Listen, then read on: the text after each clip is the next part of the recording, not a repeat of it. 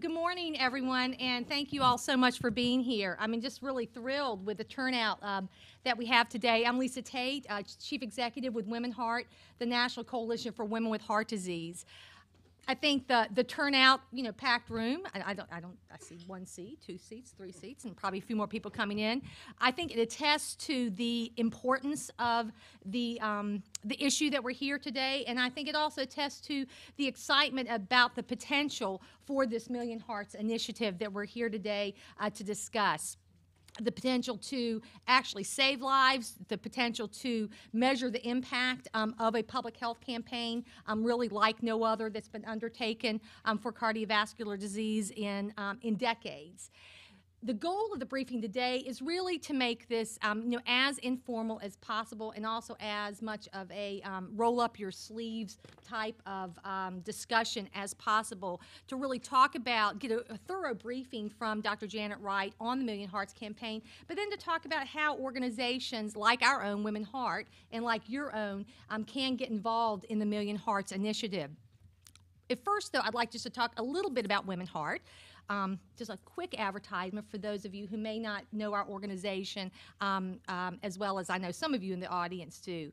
But we are the nation's only patient-centered advocacy and education organization specifically for women with cardiovascular disease. We like to call ourselves the high heels on the ground in the fight against cardiovascular disease, and that is because we are made up of, the heart of our organization are our volunteers, all Women Heart champions, Women Heart and heart disease survivors, some of who are in the audience today and some of whom you'll be hearing from, Wanda Jackson here, later on in the program. Our goal as an organization is to improve the quality of life for women living with heart disease, to prevent heart disease, and to advocate for the benefit of women who are living with heart disease. So it only makes it simple, why we are involved in this campaign. Janet's going to be talking in more specifics about the Million Hearts campaign, but overall, this is a national public health campaign that will be focusing on the ABCs in terms of aspirin, blood pressure, cholesterol, and smoking control in order to reduce 1 million heart disease deaths over 5 years. And again, why would a women's organization like ours be, taking a leadership role and really being excited about our partnership? Well, I hope all of you know that the obvious reason for that women it is the #1 killer for women. And that, unfortunately, even though heart disease deaths have been going down among both men and women over the last decade, which is great, I think we should all clap our hands about that.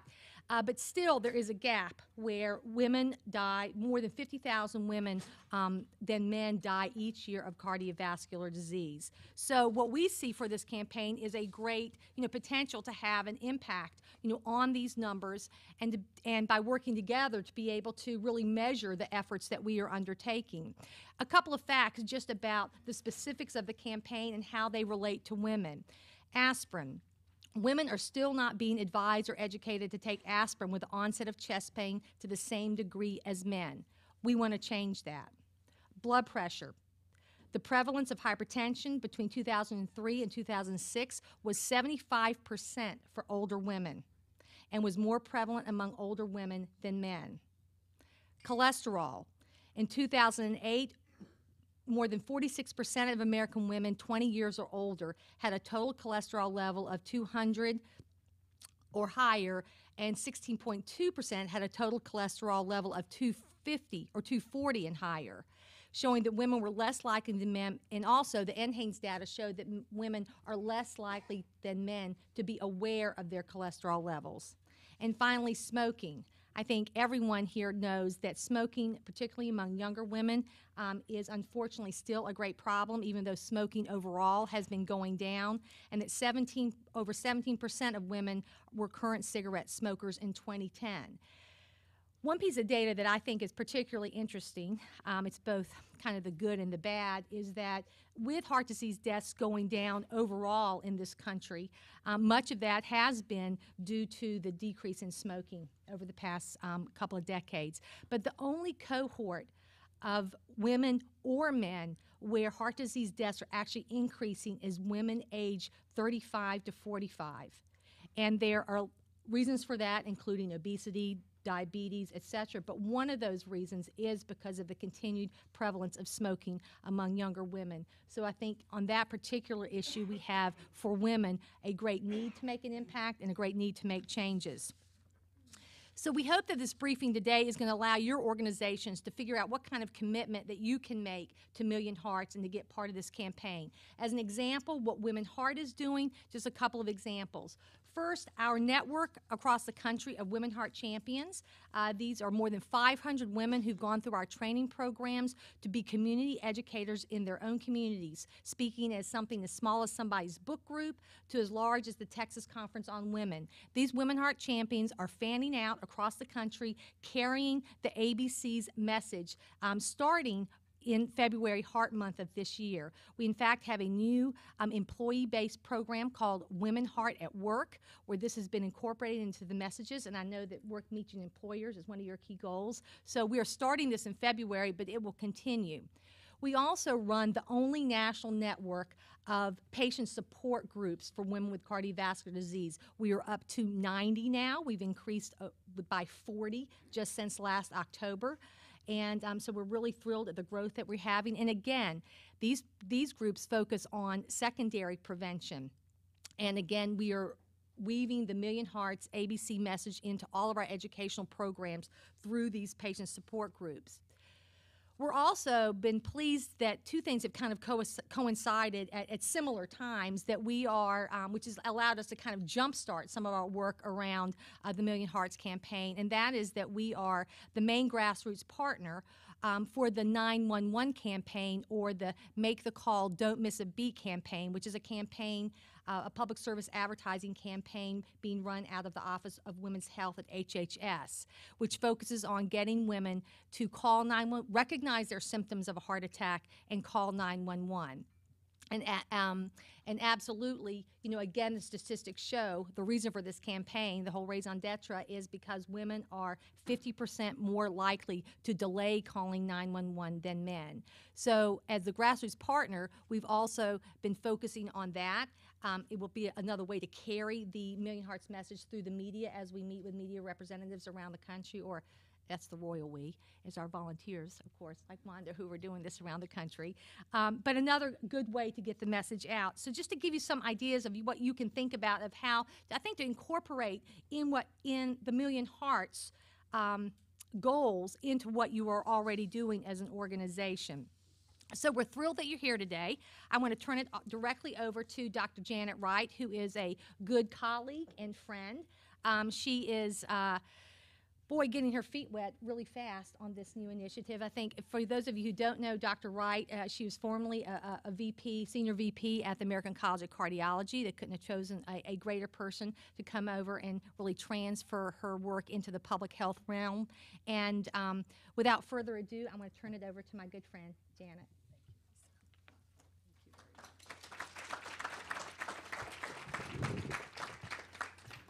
Thank you, Lisa. And while I am entering magic new passwords to get back on the screen, I want to express my gratitude to you from Million Hearts, and I think from the Department of Health and Human Services, for your leadership. I wonder if you all would join me in a round of applause for this astounding organization.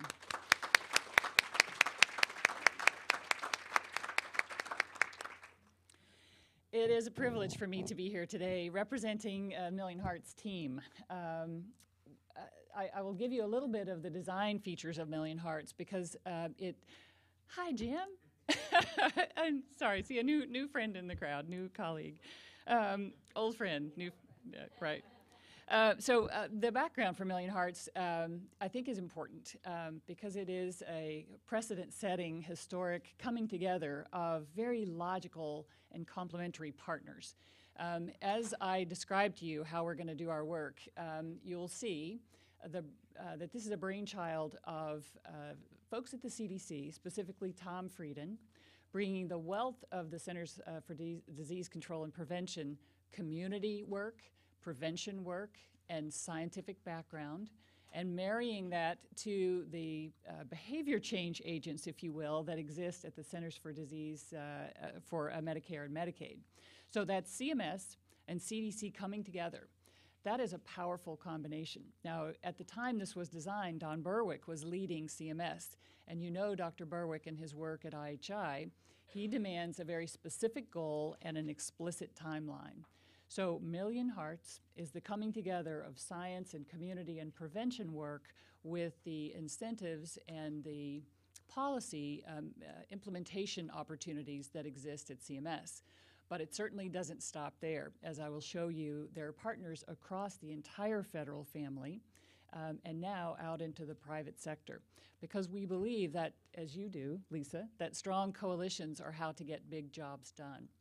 So Million Hearts has this explicit goal. We want to prevent 1 million heart attacks and strokes in 5 years. The clock is ticking as of January 1st, 2012. And the clock will stop December 31st, 2016.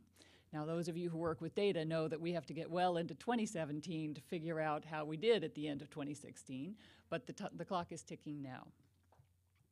So you know these statistics, and you also know the sub-statistics here that relate specifically to women. I'm going to try to make an argument for putting cardiovascular disease prevention first on our national health agenda. And I'm going to try to make that argument with 3 points. The first are on this slide. This disease kills more of us than anything else. It kills us unevenly. By that, I mean that African Americans, for example, lose 14 months of life due to cardiovascular disease, more than other races and more than other diseases within the African American population. It kills about 2,200 people a day. Now, I don't know how you feel about statistics. To me, they're not helpful until they're personal. I'd be willing to say that almost everybody in this room has been touched in one way or another with heart disease. And if you haven't, you will be. So the second point about heart disease being the #1 focus, for those of you who think graphically, I put an extra slide in to actually show you the months of life lost. This is in an African American population. But the second point is that this disease kills us, #1. #2, we actually know what to do about this disease. There are still scientific discoveries to be made, but for the most part, when it comes to treating and preventing the disease that's killing us, we actually have the science in hand. The other piece of that is that the science, the treatments for prevention for cardiovascular disease are not typically expensive. Many of the medications, for example, are generic. So we know what to do. The disease is clearly impacting us on a daily basis. And the third element that makes us want to focus on cardiovascular disease is that we're currently not performing the way we can. On this slide, and I don't know how known these numbers are to you, Lisa quoted some, but these are scandalous. and it doesn't have to be this way. So out of these 4 simple areas, aspirin for those at risk, blood pressure control, cholesterol management, and smoking cessation, we're not hitting 50% as a population on any of those 4. The thing that scares me the worst about this is, scares me the most, is that smoking, the denominator in that statistic is people who've actually already decided to quit. So we're dealing with folks who've said, I'm there, I'm with you, help me, and only 23% of them are being offered treatments that are effective, including counseling and replacement therapy. So lots of opportunity for improvement. And by the way, what Lisa said about questions or comments, please just fire them at me. I think I've got a pretty good line of sight. I do hate that you all can't see these slides. I'm not sure what I can do about that. That looks dangerous, doesn't it? So as it comes down on my head, we'll do a separate slideshow in a few minutes. Oh, yeah. On the controlling the blood pressure, Yeah. when you say controlling, do you mean Right. diet and exercise, or do you mean with blood pressure medication? Yeah, so the question was, when it comes to controlling blood pressure, do I mean diet and exercise, or do I mean medication? Yes. So anyway, But that's all included in that statistic. we want blood pressure, and there's some fine points to this, of course, for our purposes, and you have to make choices, you have to make decisions when you come out with an initiative like this. We want blood pressure less than 140/90. Now there's some subsets of people that should have their blood pressure even lower. people with diabetes or with kidney disease. But that's an individual decision that goes on in the room with the nurse and the doc and the patient. But control. Anyway, meditation, yoga. Okay, so we're going to move from what are we doing and why are we doing it to how are we doing it. And we're going down 2 lanes. And again, if any of you have worked with Tom Frieden or know his work, you know that focus is one of the central elements of his extraordinary effectiveness. And that's what this campaign is all about. We are focusing. As I said, we had to make decisions. So in the community, despite the fact that sidewalks and open gyms, open and free access to gyms, and getting rid of the food deserts or planting up the food deserts, all of those things are worthy and should absolutely be pursued. For Million Hearts, we are reducing the sodium in foods, reducing in trans fats consumption, and working to reduce smoke exposure. So on the community side, in 5 years, we feel the greatest impact can be had by reducing sodium, reducing trans fat, and reducing exposure to smoke. On the clinical side, we're also focusing, and that's in 3 areas. But the efforts to, at the community level, are to try to reduce the number of people who ever have to have treatment. On the clinical side, to optimize the care for anyone who does need treatment. So as I mentioned on community, these are some of the activities that are ongoing now. And I will show you a slide at the end that shows our partners across the federal family and a subset of our private sector partners. But right now, the CDC and FDA are hard at work on these areas and making tremendous progress. In fact, last night I was at the Wawa outside CMS in Baltimore getting supper. And I just thought, I'm going to check some labels for trans fats. It was actually hard to find something with trans fat in it. So we're making progress, and we just launched in January. It's amazing. It's already off the labels.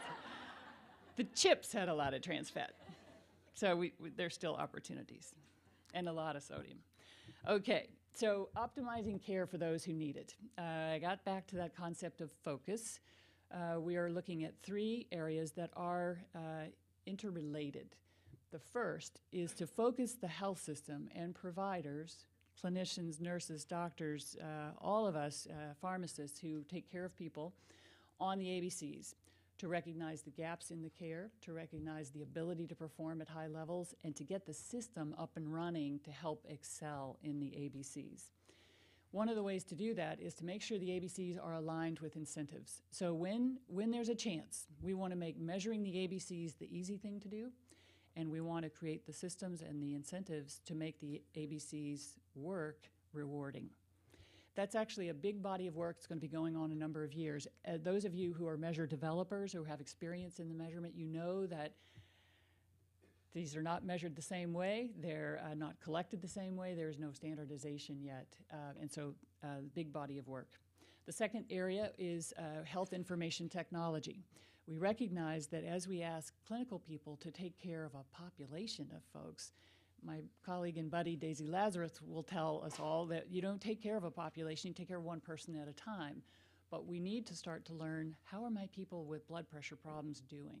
And in order to have that function, you've got to have a registry, you've got to have clinical decision support in the flow of care to help remind you when to adjust medicines to what medicines might be more effective.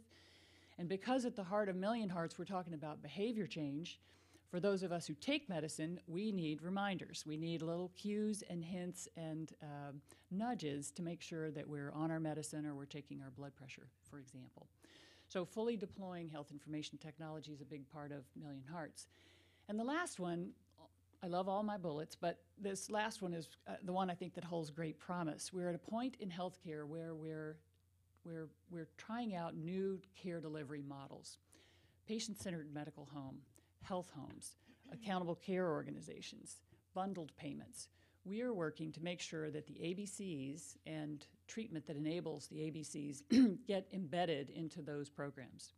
We also, in care delivery innovation, want to make sure that we're tapping into every professional, every contributor who can drive performance in the ABCs. I learned on a visit with my colleagues at SAMHSA, which is the Substance Abuse and Mental Health Services Administration, last week, about a whole new breed of folks that I didn't know existed. They're called clinical peer specialists. and very much as peer support groups work to go into the home, check the cabinets, help support behavior change, make sure people are on the right track. And there's actually a certification program. I could go on and on because I learned a lot. But we want to make sure that pharmacists, for example, extraordinarily underutilized professional, is fully enabled to help us change behavior and help us prevent heart attack and stroke. So there's a lot of stuff on this slide, but I only wanted to show you this is a subset. There are actually, I think, 47 different activities going on that we know about right now across the federal agencies addressing the ABCs where there are opportunities to get those embedded in policy. This, as I said, is just a subset. But the work for us is to make sure that that set of measures are uniform and simple. You know, when you tell a physician that you're going to simplify measures, they get this look on their faces like they've met Santa Claus, because right now the measures world is pretty much a mess. Go ahead. Just wondering if you'd expand on the community grantees at some point. Yes, I will. And if I don't, bring me back to that, okay? So HIT, as I mentioned, health information technology, lots of ways that being electronic can help us change our behavior and help the systems change, and particularly in dealing with the problem of med adherence. The innovations in care delivery, I've sort of covered this, but one of the things about treating blood pressure, for example, although, again, all 4 of our ABCs are important, we're probably going to front load our efforts around blood pressure because the impact on the country will be very large very soon if we can control blood pressure. So right now, in current model, if I were to, if Lisa came to my office, I would check her blood pressure and I'd say, this is your number at 10:15 on Wednesday. And then I'd say, why don't you take it at home? I drop by a pharmacy. But there's no way for Lisa to get those numbers back to me on a regular basis and have me look at them and me get back to her without jury-rigging a system. There's no easy flow there. Now, some systems do have the wires hooked up, but it's unusual. But basically, we're trying to control a ongoing, continuous medical problem with a visit every 3 to 4 months for 15 minutes. And this blood pressure particularly is a biologic disease, a condition that changes moment to moment. So we need an environment, we need a system that creates a much more fluid and continuous contact, and that's one of the innovations we'll be working on. So public sector, these are my new family members. These are all the agencies who I will tell you have very deep and broad work going on now. And Million Hearts is not doing this work. Million Hearts is sort of harvesting this work and helping aim it toward a specific goal to prevent 1 million heart attacks and strokes. This is blissfully a subset, and I see in the room some of my partners. I see Andre Williams. I see my buddies from NHLBI, and ACC, and AHA. I don't want to leave out anyone. And Dr. Lazarus has brought on the entire Georgetown University School of Medicine, our first medical school on board. And we're very fortunate to be blessed by the pharmacy organizations across the country, including pharmacists and pharmacy and nursing. Again, I don't want to leave anybody out. Everyone is important here, and I'm delighted to put WomenHeart there. You're only at the bottom because of the W's. Being a right, I understand that. So I won't go through these messages, but I want you to know we recognize that pretty much every individual in the country can get behind the goal of preventing 1 million heart attacks and strokes. I haven't met a person yet who doesn't embrace that idea. But we realize people play different roles. So we are working to make sure that we understand each role and that we are speaking that language and we can help motivate and activate people. Because one of the things that I think is unique, perhaps not unique, but important to know about Million Hearts is Million Hearts is not awareness raising. Awareness raising was sort of the first 2 slides. Million Hearts, thanks to organizations like WomenHeart, is about activating. It is about identifying what I as an individual can do and what I and my colleagues as a group can do to actually prevent heart attacks and strokes. How can we do it, and how can we do it together? More on the messages. So, where are we going? Slide's a little complicated, but under baseline, you see where we are now, less than 50%. Under the 2017 numbers, that's where we want to be as a population. Now, when I first saw that, I thought, I want 65% on a test. You want 95%, right? Or 99, okay, 100. But really, for a population level, and those of you who know stats know, that's quite a leap by 2017. More to the right of that, the clinical targets are for those folks who are already in some kind of health care system. We actually have higher expectations for people who are in care now at 70%. And we have ways to measure. So what will that mean? If we reach the prevention goals, it will mean that 10 million more people who have high blood pressure will have it controlled. And double that number will have their cholesterol controlled. And 4 million fewer people will smoke. The impact of that in 5 years will be great, but in 10 years will be astronomical. I cannot wait, and I know it's going to happen when heart disease drops way down on the list of killers in the United States because we prevented it. Okay, so the important thing here is we do have a cool logo. We do. We do. The second important thing is to take the pledge. I will tell you that as a team, we have set some goals for ourselves, and by July the 1st, we want to have at least 10,000 pledges. We have about 1,500 pledges now. Is there a message there? I don't know that I could boot up my computer and get online here, but if I could, I'd ask you to all come and sign the pledge. Oh, good, that's right. So it does mean a lot to us. Now, taking the pledge means I want to prevent 1 million heart attacks and strokes, and I personally am going to get invested in doing that for myself, and then for my family, for my community. It's not more complicated than that. You could say to me, well, then it doesn't mean anything. It means everything because it means your personal commitment. So I'm asking you to go there and take the pledge. I'm going to close, but before I do, I want to recognize some members of the Million Hearts team. First here is Dr. John O'Brien. John, would you mind standing? John has years of experience, despite his boyish looks, in government and elsewhere, and is on a Million Hearts team as a senior advisor, and I'm very blessed to be able to work with him. He's also helping lead our partnership area, so those of you who haven't partnered up yet, have a conversation with John, and certainly with me too. I want to introduce Kathy Harbin in the back here. Kathy is in her second day with Million Hearts.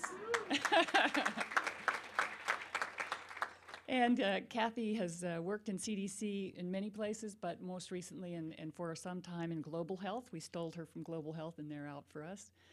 But we're delighted to have her. And the team that we have both at CMS and CDC has just been spectacular. And then Dr. Joe Halal. Joe is a cardiologist who led cardiology there in Fairfax, built the program there, and just really, he won't go away. He just keeps, wanting to take on new challenges. He's at the Innovation Center at CMS and decided to come and work with us. And who am I? I think I might be complete there for team. So I didn't address community transformation grants. I'll quickly go back to that slide. So CDC granted 61 communities to transform their communities. And as part of their grant work, they are obligated to address hypertension and high cholesterol and other things. They have sort of a menu of options, but they are obliged to work on blood pressure and cholesterol. And tobacco-free living. I'll find them on your website. Yes, absolutely. And I think I can also provide for you a list of those communities where they're located if you're interested in getting details. So I would just close by saying this is a big job, it's a big goal, it's the right thing for us to do. The only way this will get done is by our working together. We would love to explore innovative ways where you can not only spread the word about this, but actually get people activated, and we'll all celebrate there early in 2017. Thank you.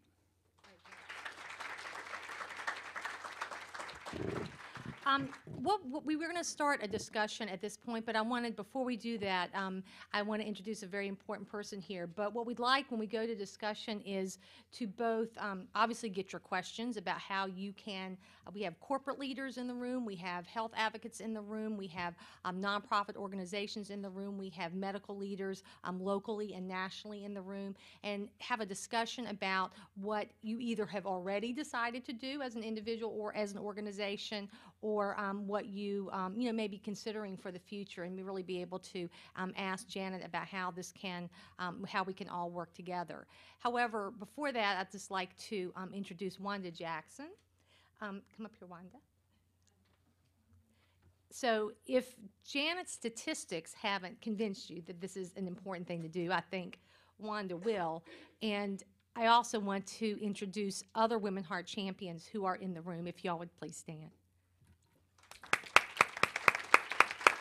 So, from far and wide, the real high heels on the ground. Does anybody have on red high heels today? Just black flats, okay. But other days, February, we save up our red high heels for February. But Wanda. Good morning, everyone. It's just really a pleasure to be here. Well, first of all, as Lisa said, my name is Wanda Jackson, and I'm a heart disease survivor and a Women Heart champion.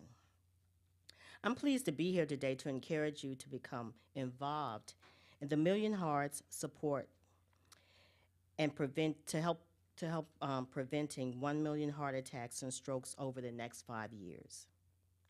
After I share my story, you will understand my passion for doing anything I can to help, and I hope you will join me and Women Heart in doing the same. My life completely changed on July the 30th, 1993. I had recently had surgery, and I'd been home recuperating for 4 weeks when a friend asked me, she extended an invitation to take me to the hair salon and out to lunch. I was excited on that particular day because that day I was feeling really good, and that was my first day out of the house since the surgery. Well, while riding in the car, all of a sudden, I had this excruciating pain in my chest. It felt like something hit me, and it was the worst pain I had ever felt. At first, I thought I just had a bad case of indigestion. I began to quietly pray for myself because I had never, ever felt like this. I began to feel really sick and nauseous. I was perspiring, and I began to throw up. I didn't know why I felt so bad and what was causing me to be so sick. My friend didn't know what was wrong with me, so she decided to take me home. As we were driving towards my house, I told my friend, call the ambulance. She called the ambulance, and within a few minutes, the ambulance arrived to my home. The EMT asked me several questions, and I told him I was having chest pains. The EMT gave me a pill, which he told me to place under my tongue. He continued to ask me if I had chest pain, and I answered yes. Shortly after that, the EMT said, we're taking her to the hospital.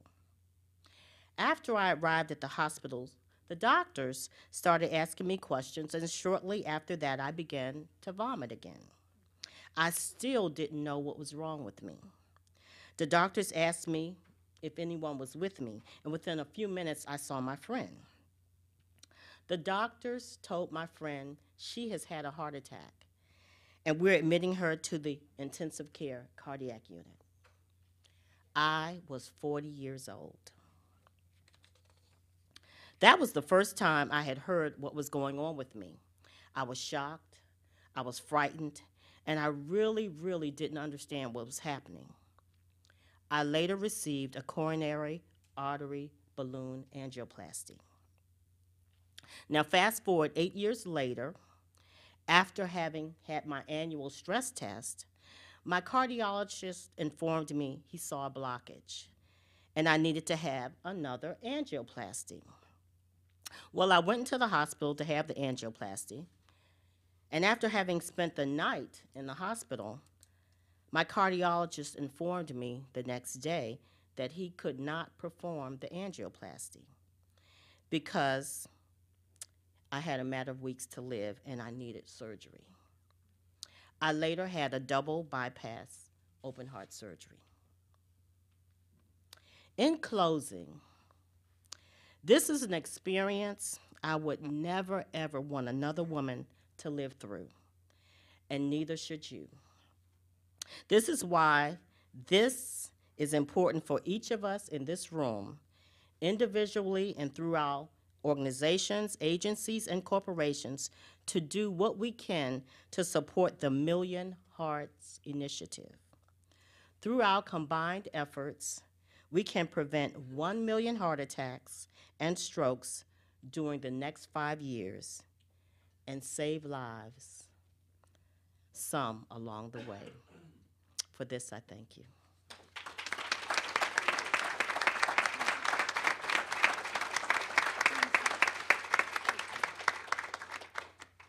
So do we have questions now or comments, suggestions?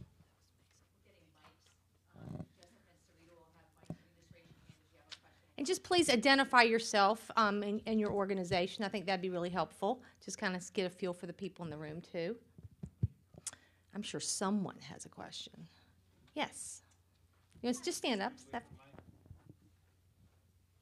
Hi, I'm Stephanie Moll with the American Heart Association. Wanda, I have a question for you. Did you know whether you had any risk factors prior to your heart attack? Prior to my heart attack, no, I did not. And that is a major emphasis of what I want to do in place in reference in working with Women Heart is to share with other women the risk factors because I did not, and I had them. Thank you. Yes, over here. Just stand up. Yes, hi, I'm Maren Brady. I'm with Avalier Health. Thank you so much for the information today. I just wanted to ask a question. We've been receiving questions from our clients about this initiative, and some of that is focused on funding. So if you could further explain the funding mechanisms and how all of that works, that will help us in helping advise our clients. Thank you. Sure, we're in favor of funding. Smart aleck. So Million Hearts is really, as I said, about harvesting the work that's ongoing and trying to connect and trying to focus where possible.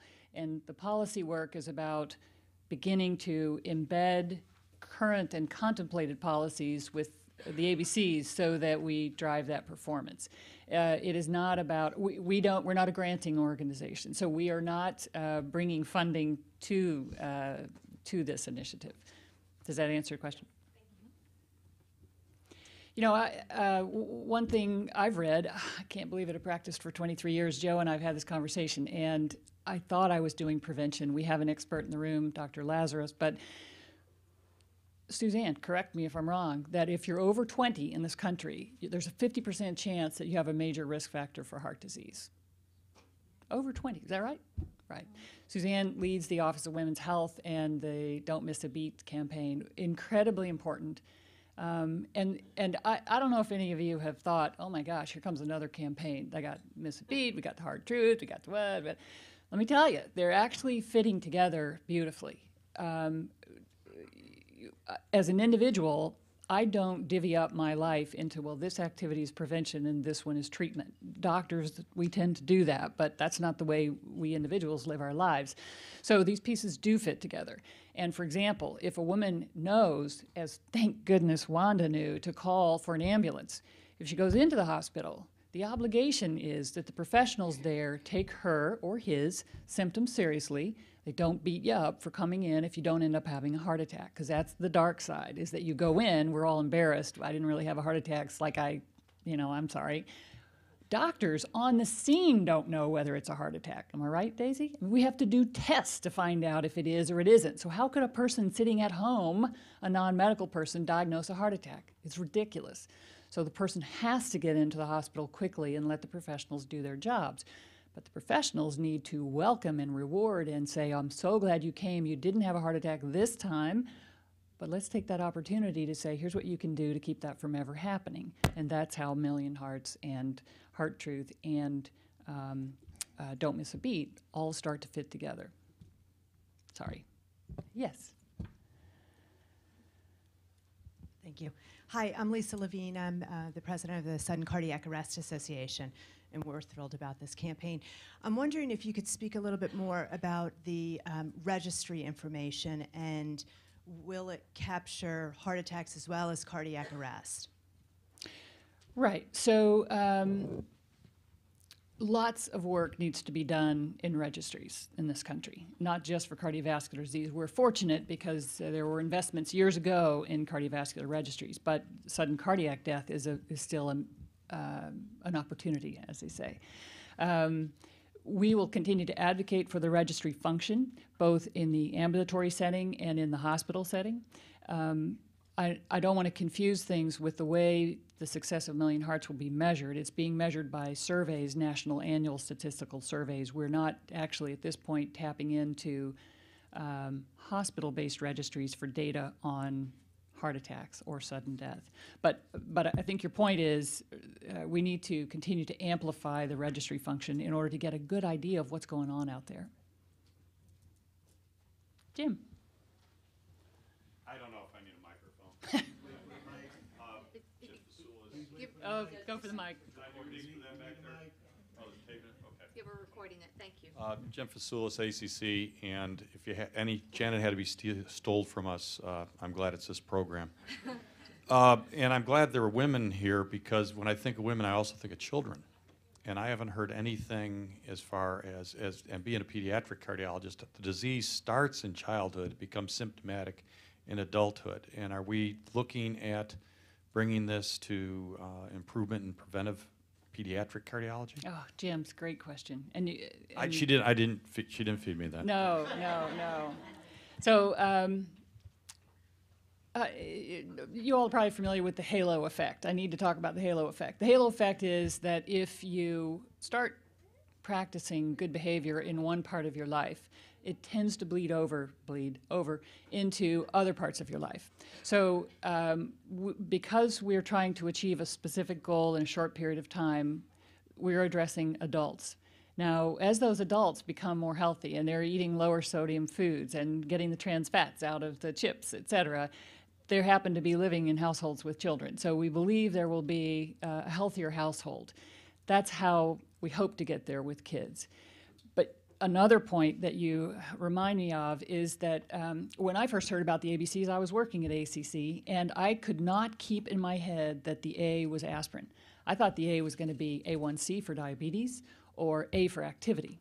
But I have learned from the science group, who's worked on this for more than a year, that in the 5-year time frame, we can actually make more headway in prevention heart attack and stroke, by getting people on aspirin.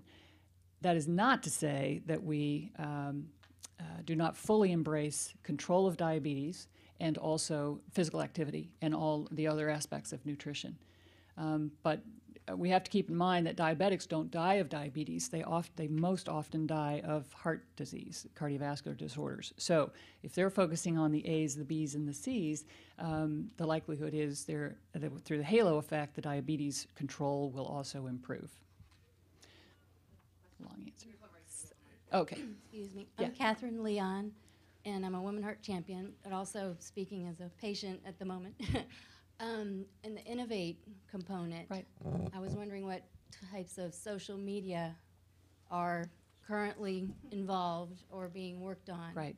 From the physician perspective and the patient perspective, because you've got your Facebook, your Twitter, your Right. blogs, all kinds of ways that can be incorporated to make a better communication process to manage healthcare. Yes, indeed. I think it is extraordinarily promising. I am of a certain vintage. I am grateful that there are the newer crop of doctors and nurses out who are more facile with those forms of media. And we will certainly be exploring and also shining a light on things that work. So Text for Health, as an example, it's been used to communicate with women who are pregnant and to help them with a healthy pregnancy. We will be exploring all kinds of those options to get our word out and to help learn what behavior change agents work. I will tell you a Twitter story. We had a Twitter chat Dr. Frieden hosted it, so it was a Million Hearts Dr. Frieden Twitter chat. It followed up on an appearance that he made on the Dr. Oz show. The Twitter chat went on for an hour. How many of you have been in a Twitter chat? Okay, well, all right. I actually asked this question in one of the secretary's meetings, and the communications person and I were the only two in the room with the Twitter chat. So it went on for an hour. During that hour, there were 790 tweets, which to me sounded like a heck of a lot of activity there for an hour. But by the end of that day, that Twitter chat went on from 9 to 10 or 10 to 11. By 4:30 that day, the reach of those tweets reached 8.03 million people. So it changed my mind, and it also made me get really curious about how those sorts of things can help us change behavior toward health. Yes.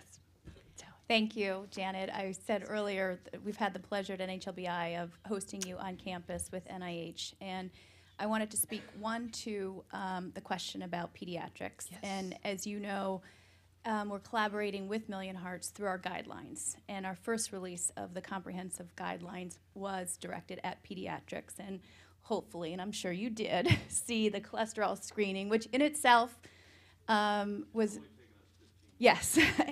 But as you know, there was also just a recent paper of expert disagreeing on whether that's a place we need to go. And so, because of the level of evidence. And so it's been a great collaboration, and I think that is something that this room would appreciate hearing. As you all probably know, NHLBI runs the Heart Truth campaign.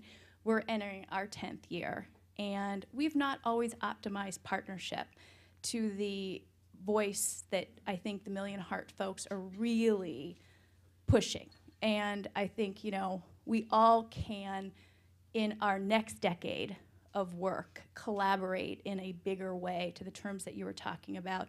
And we would also salute, you've mentioned the federal partners, but a very successful effort from AHA is the Go Red campaign. Yes. And all the work they've done in helping to raise awareness. So, Wanda, hopefully since '93, we've done a great job in raising that awareness, but we can be hitting some of these messages probably harder in terms of blood pressure and cholesterol control. So we were talking earlier about, we'll not just have a Heart Truth Twitter party, maybe we'll have an HHS coordinated, everybody driving, because we have 12,000 followers, to your question. We have thousands and thousands on Facebook, and we have an unbelievable social media presence with partners in the same, as does Go Red, as does WomenHeart. Right.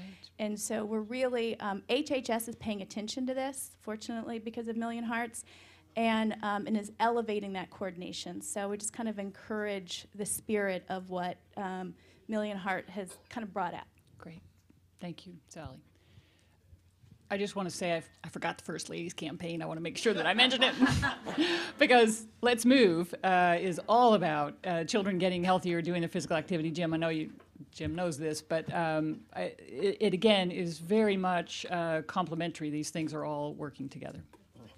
I just want to answer the question about physician education, because we think it's really important, and we've been partnering with NHLBI to develop a whole curriculum on the prevention of heart disease in women that includes the ABCs.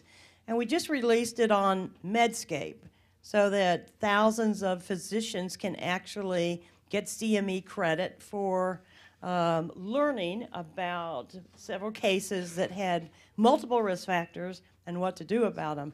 And we've been advertising this curriculum all over the country for physicians. Our partners at GW are helping us go to federally qualified health centers with it, so that the more that we can educate our healthcare providers about this, I think it's a partnership between the woman and her doctor.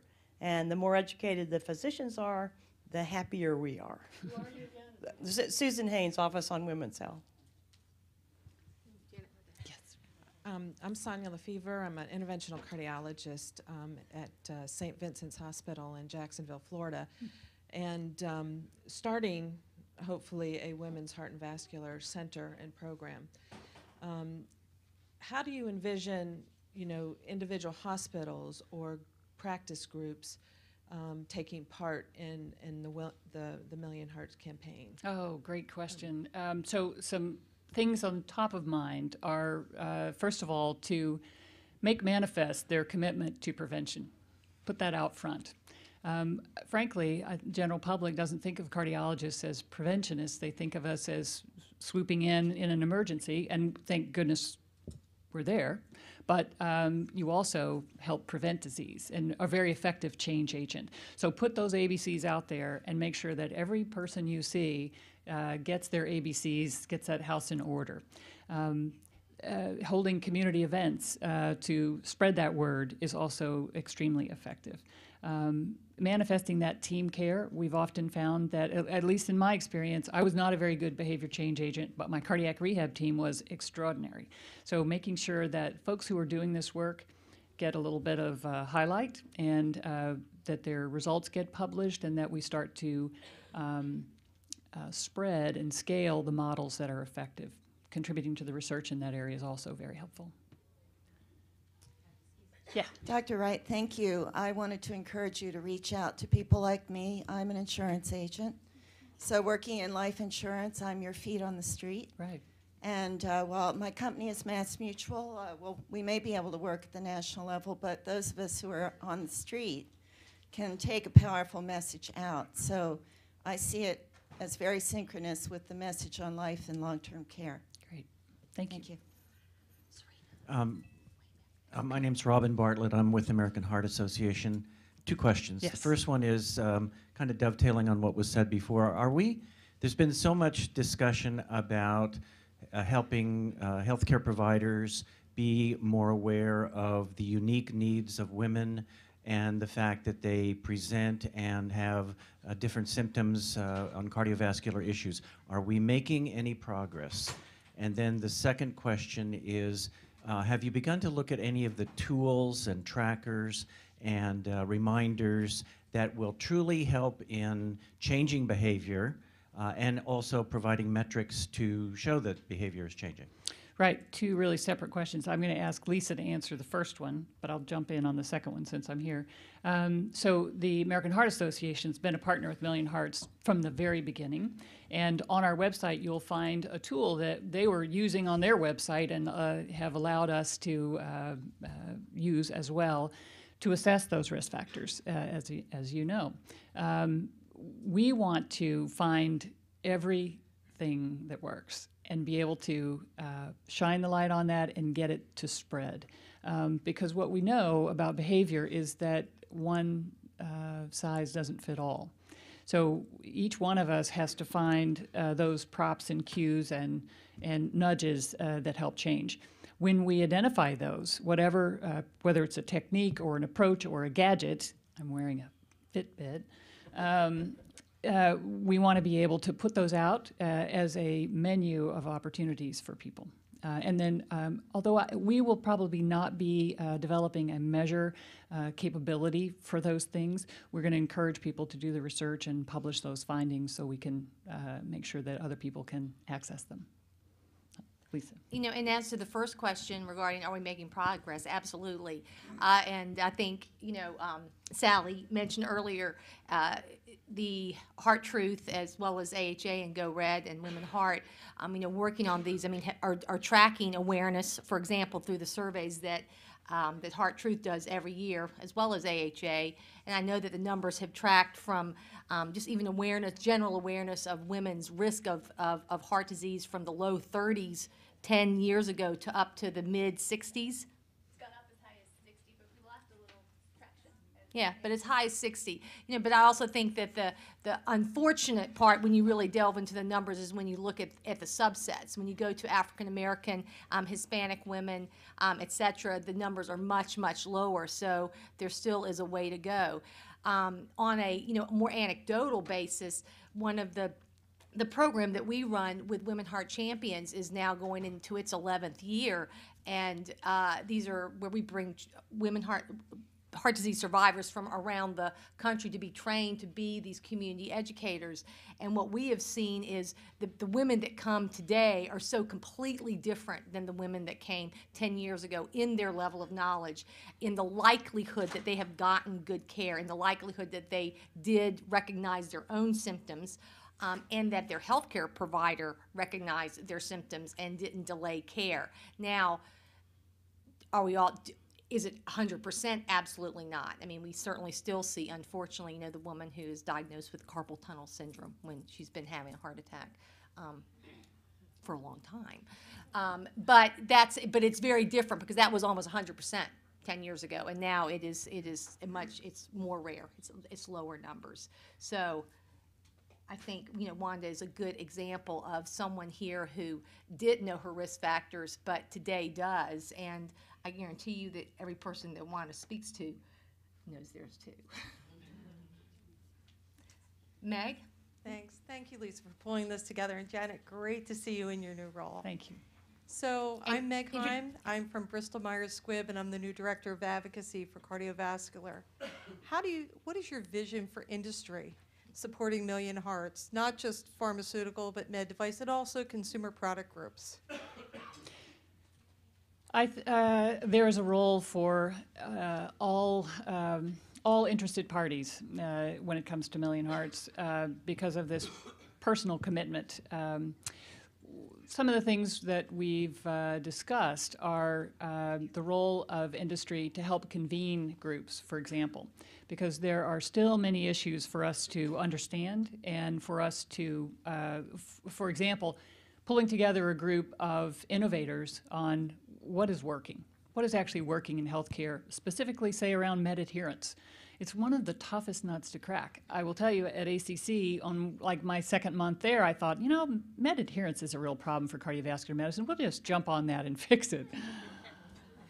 I left after 3 years for something easier than solving that. But here I am again with the med adherence problem. So, for example, bringing thought leaders together and innovators around the concept of med adherence, that would be a great role for industry to play.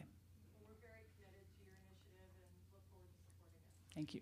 Yeah, I'd like just to follow up on that. Just in terms of worksite wellness, what is your vision for that, and where, you know, what kinds of commitments have you gotten? What kinds of commitments are you looking for? Right, thank you. So worksite wellness, absolutely key, because where do we spend the bulk of our time? We spend most of our time at work. So creating those healthy environments, encouraging measurement of the risk factors on a routine basis, doing those little contests that seem to motivate us. So those are the things we're thinking about. We've gotten a lot of wonderful conversations with employers so far. Haven't actually nailed the specifics. But Lisa knows this, and many of you who are already partners know this. February, Heart Month, and also Black History Month, we want to be able, for Million Hearts in February, to announce activities and events that our partners are going to be doing for the rest of the year, so that we actually lay out a calendar and can say, this also helps us plan in case the secretary can attend something, in case there are others at HHS levels that can come and lend their credibility and their gravitas, if you will, to events around the country, helping getting that word out. So if there are people in this room, or they take this message back to their corporations or their organizations, and they have events or they have commitments that they want to make, they need to then just communicate that with you. Correct? Absolutely. Absolutely. And let me take this call here. Rebecca Burkholder with the National Consumers League, and we're heading up the Script Your Future campaign, which is focusing on this issue of medication adherence, especially making sure that patients understand the importance of taking their medication as directed. And very pleased to be partnering with Million Hearts. But my question has to go to, really appreciate the focus of your timeline and the goals. I'm wondering if Million Hearts is going to be issuing a yearly report or midway report on how you're making progress towards those goals. Great question, Rebecca, and thank you for your work. This Script Your Future, if you all haven't heard about it, I would ask you to contact Rebecca. Amazing work on the thorniest issue in care. So how are we going to know how we're doing? Great question. The national annual statistics that we use to measure the success of Million Hearts is solid. We feel very good about the measurement methodology. However, there's a timeliness problem. Those data are not available instantaneously. The bottom line is we are going to be 2 years or 2.5 years into this before we know how we're doing. And so one of our other searches right now is to find sources of data around the country that can give us, granted it'll be a snapshot or a subset of the population, but some indication of how the flags are flying before we have to wait for these national annual statistics. Two sources of those data are in the room. The American Heart Association has a fabulous outpatient registry that combines the American Cancer Society, the American Diabetes Association, and the American Heart Association. So cardiology, cancer, and diabetes, they're collecting data in the ambulatory or outpatient setting, and we're going to work with them to get, again, snapshots. American College of Cardiology has an ambulatory registry as well.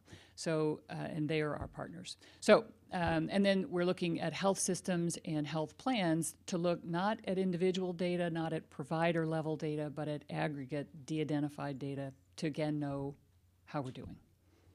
Too long an answer, but. Let me ask Janet 2 questions, just to put you on the spot. First, are you willing to stay after to answer other questions? Sure. Okay, absolutely. And secondly, for those who would like copies of your slides, can you make those available? Sure. So if for slides, and I apologize for the visuals here not being the best for the people over on the side of the room. If you would like copies of her slides, just give us your, drop us your business card at the front at the registration desk, or you've all been emailed by us multiple times, I'm sure. Just respond with that email that you want these slides sent out, and we'll be happy to do that. We're going to close now, but we still have time for discussion. You know, thank you all for attending very much. I think that, again, just think about the excitement in this room today, the potential, the ideas, the creativity, the ways that, you know, we can all think to work together on this campaign.